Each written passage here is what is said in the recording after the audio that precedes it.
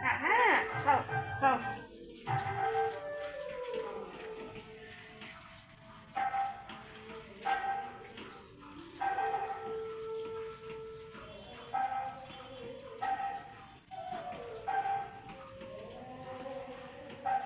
আমার বারান্দায় এসে নাইচে নিচে মুখটা ঢুকতে গেছে, সেই কি করে দাম দিচ্ছে এই বাচ্চা। এক নম্বরে তো সেই চলে যাচ্ছে আমাকে পাঠিয়ে দিলাম বললো রে।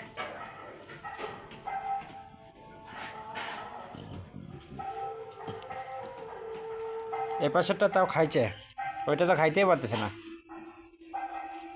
আগে আগে আগে আয়, এখানে সামনে দেওয়া আছে, আয়। দেখবে ঠিক খাবে, খা বাবা খা,